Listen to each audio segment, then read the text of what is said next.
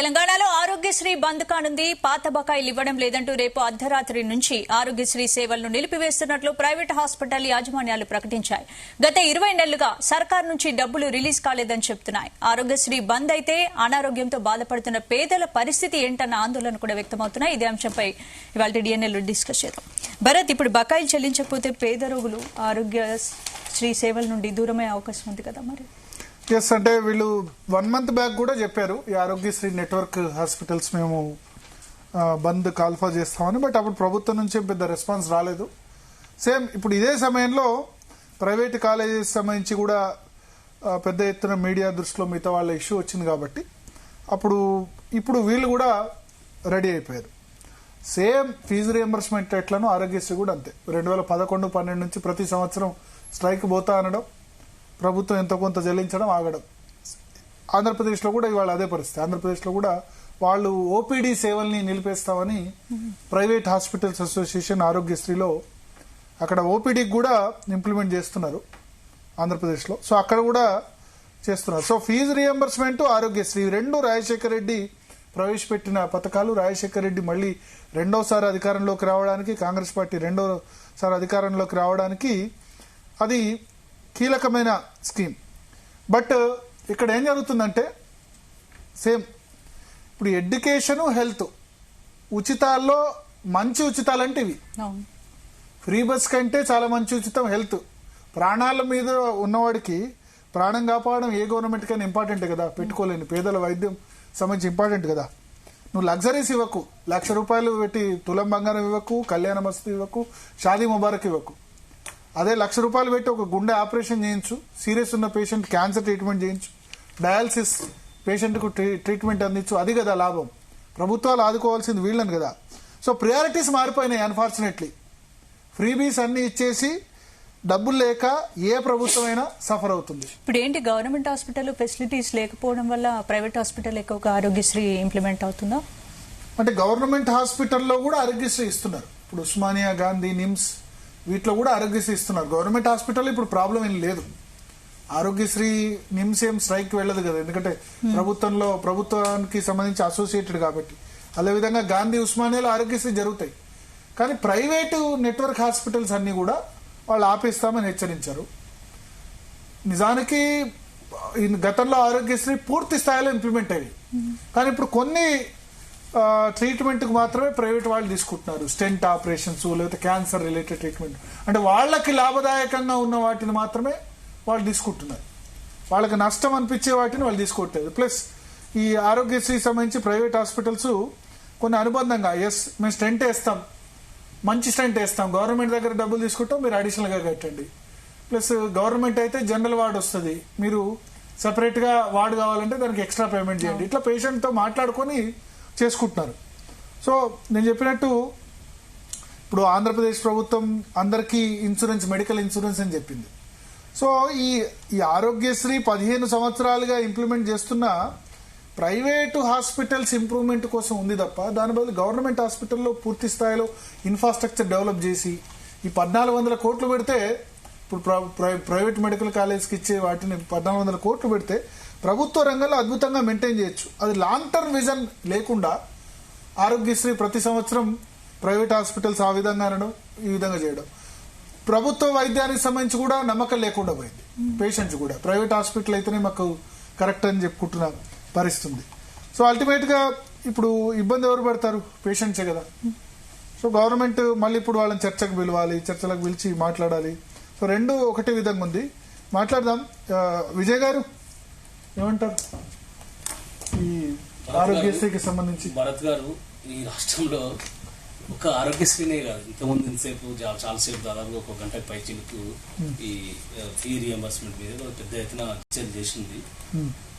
ఈ రాష్ట్రంలో ఏ డిపార్ట్మెంట్ తీసుకున్నా, ఒక ఎడ్యుకేషన్ డిపార్ట్మెంటే కాదు, ఒక ఆరోగ్య శాఖనే కాదు, రెవెన్యూ శాఖనే కాదు, ఏ శాఖ తీసుకున్నా ఎక్కడ కూడా సంపూర్ణమైనటువంటి నిధులు రావడం లేదు. దాదాపుగా ఈ ప్రభుత్వం ఏర్పడినప్పటి నుంచి విద్యాశాఖకు కానీ, ఆరోగ్యశ్రీకి కానీ ఒక్కటంటే ₹1 చెల్లించినటువంటి పాపాన పోలేదు. మరి ఎలా పేద విద్యార్థులు చదువుకునేటువంటి ఫీ రియంబర్స్మెంట్ కానీ పేదలకు అది, ఎందుకంటే ఈ 2 పథకాలు కూడా కాంగ్రెస్ ప్రభుత్వం స్వర్గీయ రాజశేఖర రెడ్డి గారు ప్రారంభించినటువంటి పథకాలు. ఆ పథకాలకు ఈరోజు కాంగ్రెస్ ప్రభుత్వం వచ్చిన తర్వాత కేసీఆర్ గారేమో కొనసాగించారు, అద్భుతంగా రాణించారు. కానీ మళ్ళీ కాంగ్రెస్ ప్రభుత్వం రేవంత్ రెడ్డి గారు వచ్చారు, అది తెలుగుదేశం కాంగ్రెస్ అయిపోయింది. కాబట్టి ఈ రాష్ట్రంలో ఆరోగ్యశ్రీని పండబెట్టి ఈరోజు పడకేసింది ఆరోగ్య శాఖకు. ఈరోజు ఆరోగ్య శాఖనే వైద్యం చేయాల్సిన శాఖ, దానికే జబ్బు వచ్చిందంటే ఇంకా ఈ రాష్ట్రంలో ఎవరికి చెప్పుకోవాలి? ఇప్పటి వరకు 1400 కోట్ల రూపాయల పెండింగ్ ఉన్నాయి.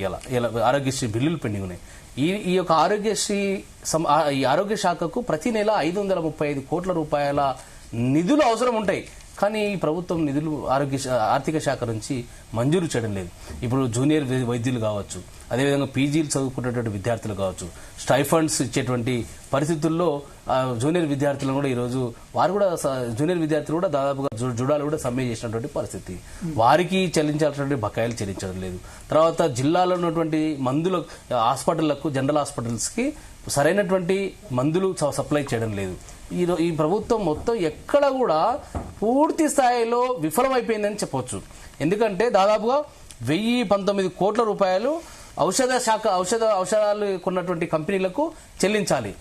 ఆరోగ్యశ్రీకి సంబంధించిన ప్రభుత్వ ఆసుపత్రికి ఏదైతే హాస్పిటల్స్ ఉన్నాయో ఆ హాస్పిటల్కి 1400 కోట్ల పైచీలకు చెల్లించాలి.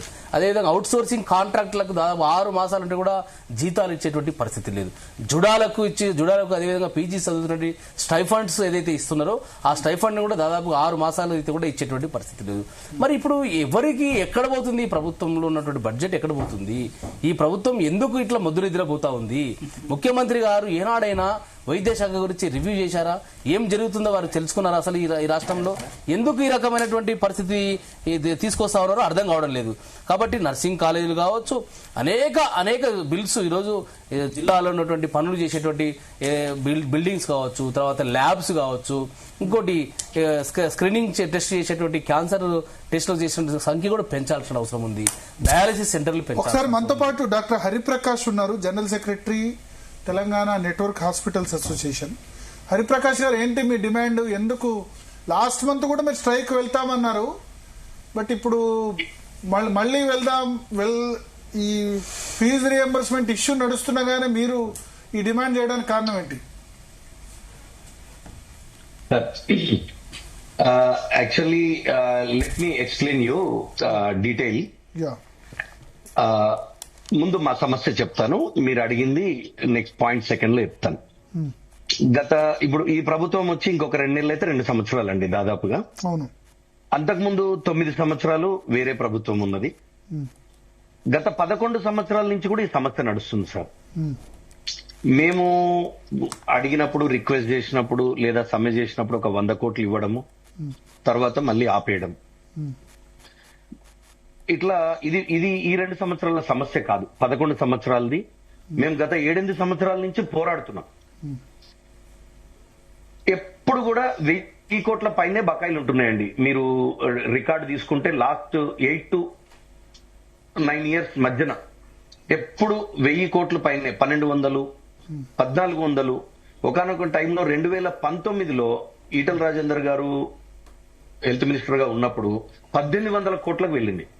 అప్పుడు మేము ధర్నా చౌక్ లో కూడా డాక్టర్లం అయ్యుండి, ఏదో 4 గోడల మధ్యన ప్రాక్టీస్ చేసుకునే వాళ్ళం అయ్యుండి, మేము హాస్పిటల్లో బంద్ చేసే పరిస్థితి వచ్చి వెండర్స్ కి, మెడికల్ షాపులకి, ఇంప్లాంట్స్ కి, వీటికి పే చేయలేని పరిస్థితి ఉండి మా స్టాఫ్ తో సహా మేము వచ్చి ఒక పీస్ఫుల్ ధర్నా చేసినాం. అప్పుడు ఈటల రాజేందర్ గారు అప్పుడున్న సీఎం గారితో మాట్లాడి ఒక 750 కోట్లు ఒకే నెలలో రిలీజ్ చేయడం జరిగింది. దాంతో కొంత రిలీఫ్ అయినాం. ఆ తర్వాత కోవిడ్ వచ్చింది, అంత అస్తవ్యస్తంగా ఉంది. ఇప్పుడు గవర్నమెంట్ మారింది. సో నేను దీంట్లో ముఖ్యంగా చెప్పాలనుకుంది అంటే ఇది ఒక్కరోజు సమస్య కాదు, 11 సంవత్సరాల నుంచి ఇలా నడుస్తుంది. రెండోది, మీరు అడిగిన పాయింట్ ఏంటంటే సార్, లాస్ట్ మంత్ కూడా వెళ్తామన్నారు. అంటే లాస్ట్ మంత్ మేము నోటీస్ ఇచ్చినప్పుడు మన హెల్త్ మినిస్టర్ గారు, ఆరోగ్యశ్రీ ట్రస్ట్ సిఇఓ గారు మమ్మల్ని పిలిచి మాతోనే సంప్రదింపులు జరిపిండ్రు. వాళ్ళు మీరు ఆగండి, మేము September 1st మేము ఇస్తాము అన్నారు. గత 2 నెలల నుంచి వాళ్ళతో సంప్రదింపులు జరుపుతున్నాము. లగ్భగ్ ఆగస్టు 20వ తారీఖు 21వ తారీఖు మేము నోటీస్ ఇచ్చాము. సార్ మాకు ఆగస్టు 31 కల్లా ఇవ్వకపోతే మేమైతే సమ్మె కాదు, మాది స్ట్రైక్ కాదు, సర్వీసెస్ ఇవ్వలేక మా చేతగాని పరిస్థితి ఫైనాన్షియల్ గా మేము ఆపేస్తాం.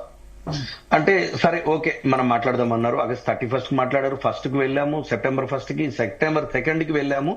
3rd రోజు డబ్బులు రిలీజ్ చేస్తామని చెప్పారు, కానీ అవ్వలేదు. ఆ తర్వాత 5th అన్నారు, అవ్వలేదు. 10th అన్నారు, అవ్వలేదు. వారి మాటకు కూడా మేము గౌరవం ఇచ్చి మేము ఆగినాం. మాకు డబ్బులు ఒకటే సమస్య కాదు, మాకు 17-18 సంవత్సరాల కింద ఇచ్చినటువంటి ప్యాకేజీలే ఉన్నాయి. లాస్ట్ ఇయర్ కొన్ని ప్యాకేజీలు పెంచారు కానీ అన్నిటికీ పెంచలేదు. కొన్ని రకాల వ్యాధులకే పెంచిండ్రు, అన్నిటికీ పెంచలేదు. పెంచిన ప్రపోర్షనేట్ గా పెంచలేదు. కొన్నిటికి 30%, కొన్నిటికి 5%. ఈ 5%, 6%, 10% పెంచిన వాటిల్లో చిన్న హాస్పిటల్ చాలా దెబ్బ అయిపోతున్నాయి. సో అవన్నీ విన్నవించుకున్నాము, వాళ్ళు సావధానంగానే విన్నారు. సరే, గవర్నమెంట్ కూడా ఫైనాన్షియల్ సమస్య ఉంది, మాకున్నట్టే వాళ్ళకు ఉంది. ఎన్నో వాళ్ళు మేనేజ్ చేయాలి. హాస్పిటల్ ఒక ప్రైవేట్ హాస్పిటల్ లాంటి చిన్న వ్యవస్థ కాదు, గవర్నమెంట్ అంటే పెద్ద వ్యవస్థ. కానీ మా వరకు మా కొన్ని ఆల్రెడీ గత 2-3 ఏళ్లలో 10 ప్రైవేట్ హాస్పిటళ్లు బంద్ అయిపోయినాయి ఆరోగ్యశ్రీ సర్వీస్ ఇచ్చేటివి, ఫైనాన్షియల్ గా వయబుల్ లేక. అండ్ అంటే ఇప్పుడు ఆరోగ్యశ్రీ కోసమే ప్రత్యేకంగా హాస్పిటల్స్ ఏర్పడ్డాయా? ఆరోగ్యశ్రీ కోసమే ప్రత్యేకంగా బంద్ అయిపోయినాయంటే ఆరోగ్యశ్రీ వల్లనే రైట్ సార్, మీరు మంచి క్వశ్చన్ అడిగారు సార్, కరెక్ట్ సార్. అయితే ఆరోగ్యశ్రీ కోసం ఈ హాస్పిటల్లు ఏర్పడలేదు. హాస్పిటల్లు ఏర్పడ్డ తర్వాత గవర్నమెంట్ ఆరోగ్యశ్రీ స్కీమ్ పెట్టింది.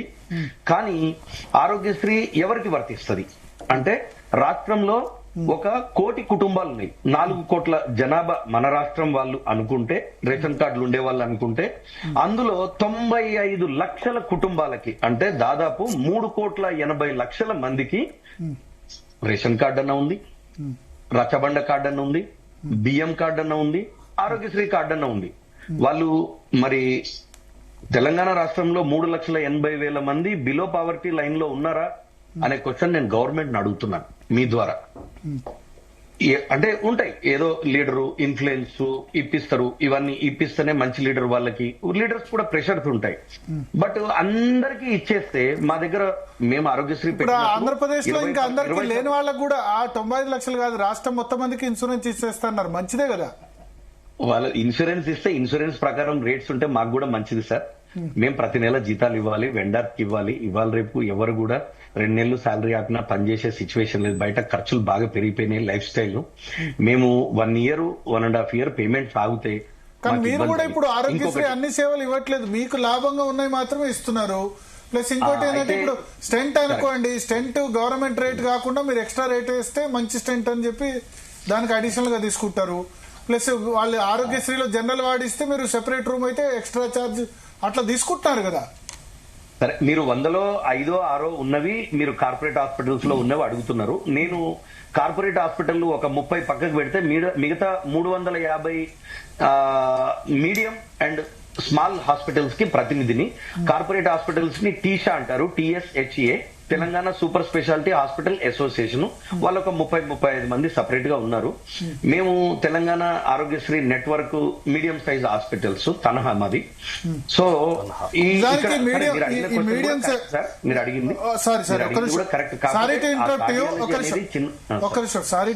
మీడియం సైజ్ హాస్పిటల్ ని ఎంకరేజ్ చేయాల్సిన అవసరం ఉంది. ఎందుకంటే మెయిన్ కార్పొరేట్ హాస్పిటల్స్ వాటికంటే కూడా తక్కువ రేట్లో అందుబాటులో ఇచ్చేది, ఇంటికి దగ్గరగా ఉండేవి కూడా ఇవే మీడియం సైజ్ ఎంకరేజ్ చేయాల్సిన అవసరం ఉంది. ఇంటికి పక్క నుండి ఎమర్జెన్సీ వస్తే మనం వెళ్ళేది.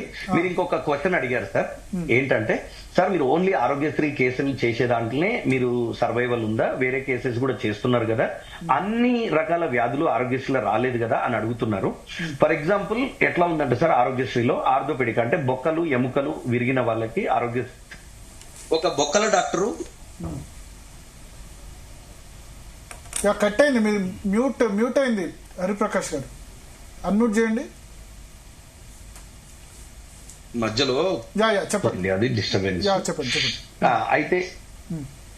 అయితే ఇప్పుడు ఏంటంటే సార్, ఫర్ ఎగ్జాంపుల్ ఒక ఆర్థోపెడిక్ డాక్టర్ చదువుకున్నాడు, MS ఆర్థో చదువుకున్నాడు. ఆయన ఒక 50 బెడ్లు ఆర్థోపెడిక్ హాస్పిటల్ పెట్టుకున్నాడు. ఉంటే బాగుంటది, అది కూడా మనకి బాగుంటది, అన్ని రకాలు వస్తారని ఆయన ఆరోగ్యశ్రీ, EHS, ఇన్సూరెన్స్, CGHS అన్ని పెట్టుకున్నాడు. ఆయన దగ్గర ఆర్థోపెడిక్ స్పెషలిస్ట్ కాబట్టి ఆర్థోపెడికే చేస్తాడు.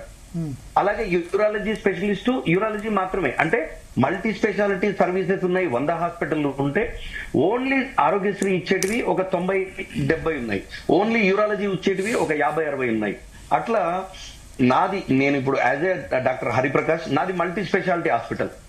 నిజానికి చెప్పాలంటే నేను నా సొంతంగా నా హాస్పిటల్లో ఆరోగ్యశ్రీ నుంచి మాత్రమే వచ్చే డబ్బులతో నేను డిపెండెంట్ లేను. ఎందుకంటే నాది హైదరాబాద్, కాస్మోపాలిటన్ సిటీ. నా హాస్పిటల్ హైదరాబాద్ లో ఉంది. నాకు అన్ని రకాల పేషెంట్లు వస్తారు. నాకు 2 నెలలు లేటుకు వచ్చినా తట్టుకుంటా. కానీ ఒక వరంగల్, కరీంనగర్, ఆదిలాబాద్, నల్గొండ, మెదక్, సంగారెడ్డి, నిజామాబాద్, ఇంకా మంచిర్యాల్, ఇట్లా చిన్న టౌన్స్ లో డిస్ట్రిక్ట్ హెడ్ క్వార్టర్స్ లో ఉన్న హాస్పిటల్లో ఒక స్పెషాలిటీ చదువుకున్న డాక్టర్ ఆ స్పెషాలిటీ మీద డిపెండ్ అయితే సంవత్సరం పాటు ఆయనకు పేమెంట్స్ రాకపోతే నెలకు ఒక 100 సర్జరీలు దాని మీదనే చేసి దాని మీదనే బతకాలంటే వాళ్ళు సర్వైవ్ కాలేకపోతున్నారు. అట్లా అని క్యాష్ పేషెంట్ వాళ్ళకి వస్తాడా అంటే డిస్ట్రిక్ట్స్ లో క్యాష్ పేషెంట్ వచ్చే పరిస్థితి లేదు. హైదరాబాద్ లో 1 కోటి జనాభా ఉంటే జిల్లాలలో 3 కోట్ల జనాభా ఉన్నారు. హైదరాబాద్ లో ఉండే జనాభాకి పర్ క్యాపిటల్ ఇన్కమ్ ఎక్కువ ఉంటది. వాళ్ళు ఆరోగ్యశ్రీ మేము వద్దన్నా లేదన్నా క్యాష్ ఇచ్చి చేయించుకునే వాళ్ళు సగం మంది ఉంటారు, 50% మంది. అదే డిస్ట్రిక్ట్ లో వ్యవసాయం చేసిన ఆయన పాపం సంచి చేతులు పట్టుకొని వచ్చి నాకు ఆరోగ్యశ్రీ ఉంటే చేయించుకుందాం అనుకున్నా, ఇంకా లేదు కదా అని గవర్నమెంట్ హాస్పిటల్కి పోతాడు. అక్కడ కూడా కొంచెం వెంటనే మా అంత తొందరగా చేయరు, అక్కడ కూడా చేస్తారు కానీ డిలే ఉంటది. ఇక సరే మీకు గవర్నమెంట్ హాస్పిటల్లో ఏదున్నా కూడా లోడ్ తీసుకునేది ఉండాలి, ఇవన్నీ ఉంటాయి. మీకు అర్థమైందా సార్? ఇప్పుడు నేను చెప్పొచ్చేది ఏంటంటే మనకు ట్రీట్మెంట్ కి మన హాస్పిటల్ బాగుంటదని పేద ప్రజలు మన దగ్గరకు వస్తే మనకు పేమెంట్ ఇన్ టైమ్ లో వస్తేనే వాళ్ళకి సర్వీస్ ఇవ్వగలుగుతాం. కొంచెం లేట్ ఉన్నా ఇవ్వగలుగుతాం. మరి 1 ఇయర్ ఉంటే ఇవ్వలేం. Single speciality dependent hospitals, even multi speciality కూడా కోవిడ్ తర్వాత హైదరాబాద్ లో కోవిడ్ కి ముందు 7,000 హాస్పిటల్ ఉంటే కోవిడ్ తర్వాత 13,000 హాస్పిటల్ అయినాయి. సేమ్ పేషెంట్స్ డిస్ట్రిబ్యూట్ అయినారు. ఇంతకుముందు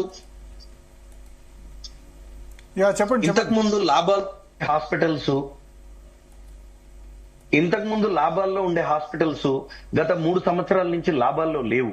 ఈ కొత్తగా పెట్టినటువంటి 5-6 వేల హాస్పిటల్లో 2,000 హాస్పిటల్స్ చేతులు మారడమో అవి బంద్ కావడమో జరిగినాయి. సో ప్రతి బిజినెస్ లాగానే even though hospital is a service sector, ఇది కూడా మాకు డబ్బు వస్తేనే మేము పేమెంట్ చేసే పరిస్థితి ఉంది. కాబట్టి ఇంతకు ముందు కోవిడ్ కి ముందున్నటువంటి ఆరోగ్యకరమైనటువంటి వ్యాపార పరిస్థితి లేదు. అండ్ బయట కూడా రొటేషన్ తగ్గింది, బిజినెస్ లేవు, ఎవరికి సరైనటువంటి ఇన్కమ్ లేదు. సో ఈ టైంలో గవర్నమెంట్ కూడా ఆదుకోవాలి ప్రతి సెక్టార్ ని. సరే మేమైతే ఎక్స్ట్రా ఇవ్వమనట్లేదు, మా డబ్బులు మేము ఇవ్వమన్నాం. అండ్ 17 సంవత్సరాలుగా ఉన్నాయి ఈ బకాయిలు. ఇది గత 10-11 ఇయర్స్ నుంచి ఇట్లా నడుస్తా ఉందండి, ఇట్లా నడుస్తా ఉంది.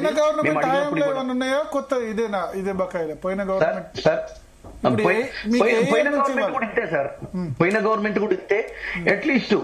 అట్లీస్ట్ ఇప్పుడు మేము జనవరి నుంచి స్ట్రైక్ వెళ్తామంటే హెచ్ఎం గారు అండ్ మన ట్రస్ట్ సిఇఓ గారు ఇప్పుడు మాకు సరే 1 నెల ఇచ్చి 1 నెల ఇవ్వకుండా 1 నెల ఇచ్చి 1 నెల ఇవ్వకుండా అట్లా గత 8 నెలల్లో మాకు 5 నెలలు వచ్చినాయి. కానీ మాకు 100 కోట్లు బిల్ అయితే 30 కోట్లు 35 కోట్లే వస్తున్నాయి.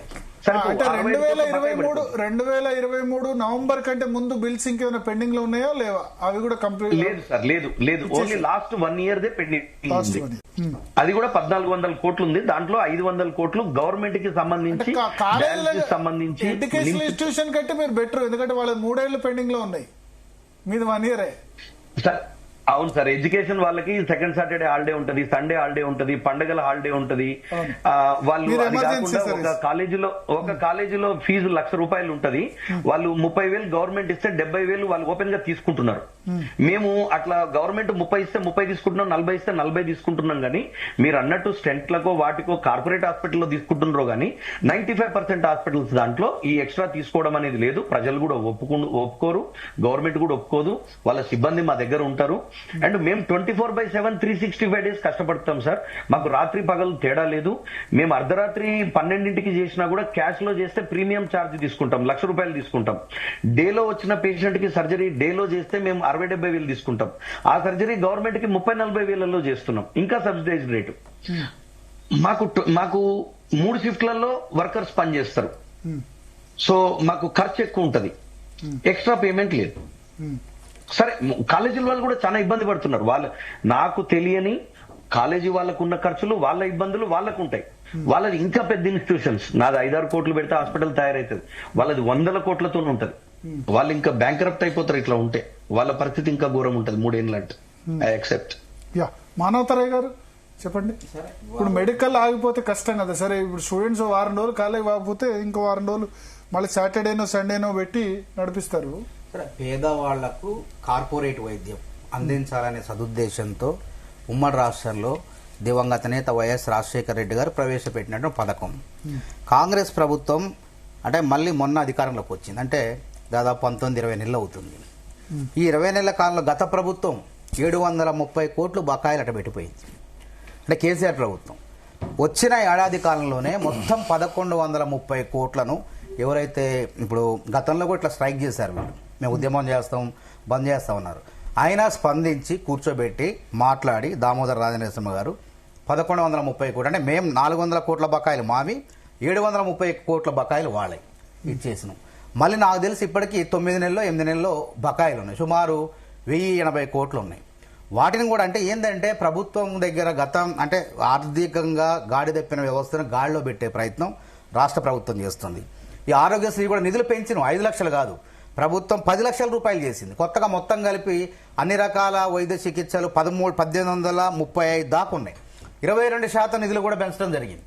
కాబట్టి కొంత ఇబ్బంది ఏర్పడుతుంది. దాన్ని సరే హాస్పిటల్ యాజమాన్యాలు కూడా కొంత సహకరిస్తారు, లేకపోతే ఎప్పుడో వాళ్ళు బంద్ చేసేవాళ్లే. కానీ గతంలో జనవరి నుంచి చెప్తామంటారు. సరే జనవరిలో చేశారు, ఆగస్టులో అంతకుముందు మొన్న ఆగస్టులో మాట్లాడారు.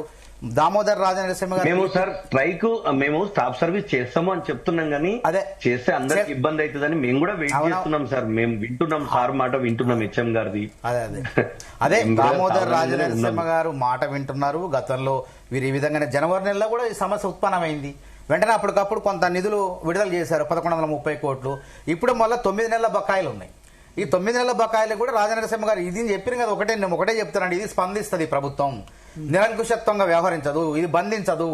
ఏ కూర్చోబెట్టి సానుకూలంగా బుజ్జగించిగో ఇట్లున్నది ఇది తీసుకోండి, మళ్ళీ పేదలకు సేవ చేయండి, మీరు చేయండి, మేము చేద్దాం, మనందరం కలిసి రాష్ట్రాన్ని పేదలకు కార్పొరేట్ వైద్యం అందించాలనేటువంటి సదుద్దేశంతో ముందుకు పోతే గానీ ఎగ్గొట్టాల బెదిరింపులు ధోరణులకు దిగటం అనేది ఉండదు. దయచేసి అట్లేం లేదు సార్. మాకు అంతకుముందు 9 సంవత్సరాల్లో ఉన్న రెస్పాన్స్ కంటే ఈ 2 సంవత్సరాల్లో మాకు రిసీవింగ్ రెస్పాన్స్ మాకు నచ్చ చెప్పడం అంత బాగుంది. అదే నేను అదే అంటున్నా సార్, మేడం కూడా చాలా మమ్మల్ని అర్థం చేసుకున్నారు.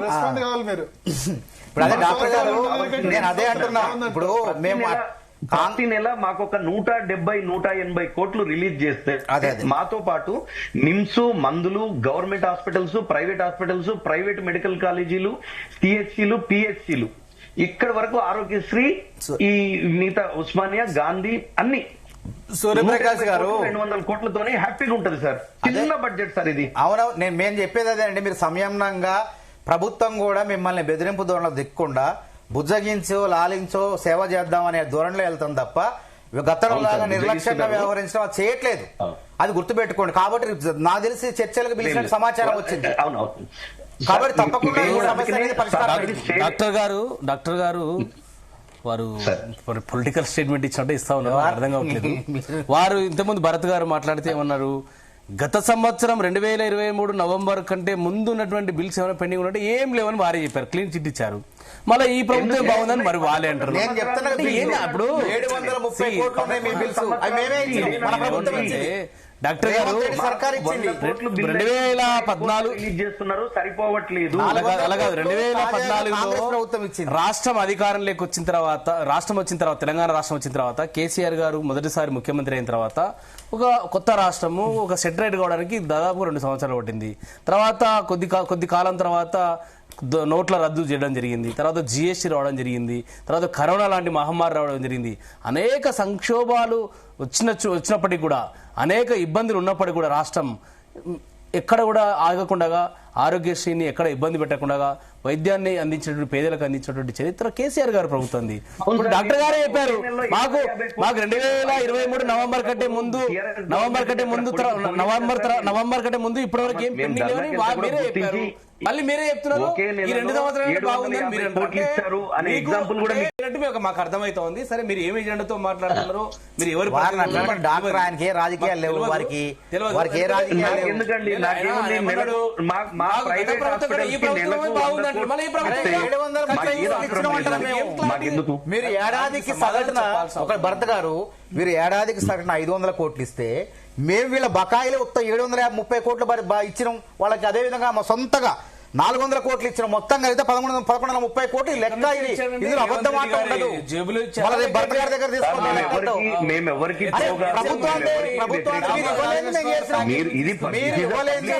పద్ధతి లేదు. Public service, this is a public interest.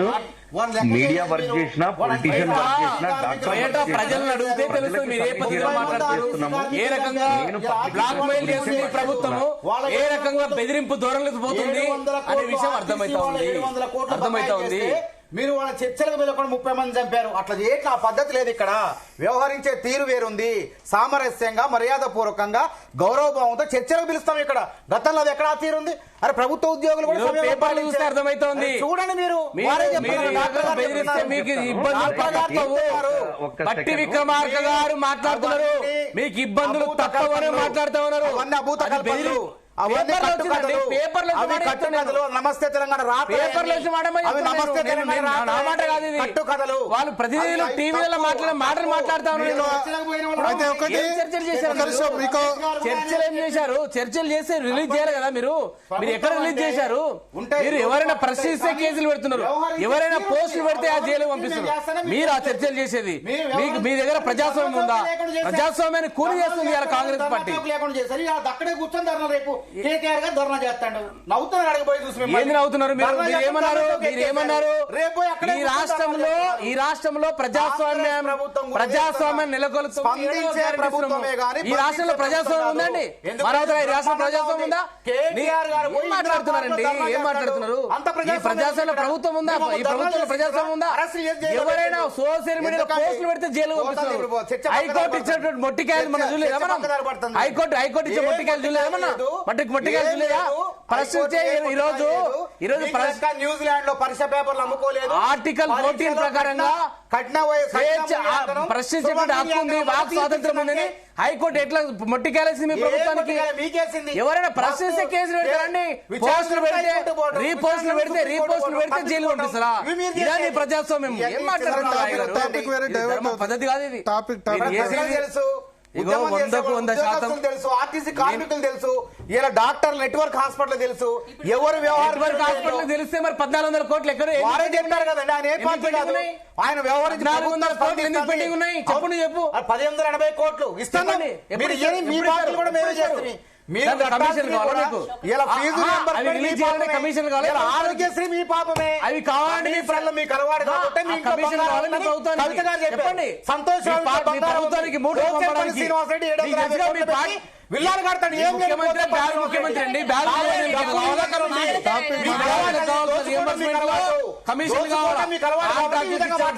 కమిషన్లు కావాలా? ఆరోగ్యశ్రీ బిల్లు కమిషన్లు కావాలా? కమిషన్లు మాట్లాడతారు మీరు. ఎవరు ఈ ప్రభుత్వం 15% కమిషన్లతో నడుస్తున్న ప్రభుత్వం ఇది. నెట్వర్క్ కమిషన్లతో నడుస్తున్న ప్రభుత్వం ఇది. మీరున్నప్పుడు అడిగారు, మేమున్నప్పుడు అడిగారు. ఇప్పుడు ఒక్క నిమిషం, పేద రోగులు ఇబ్బంది పడకుండా ప్రభుత్వం ఇప్పుడు వెంటనే ఏం చర్యలు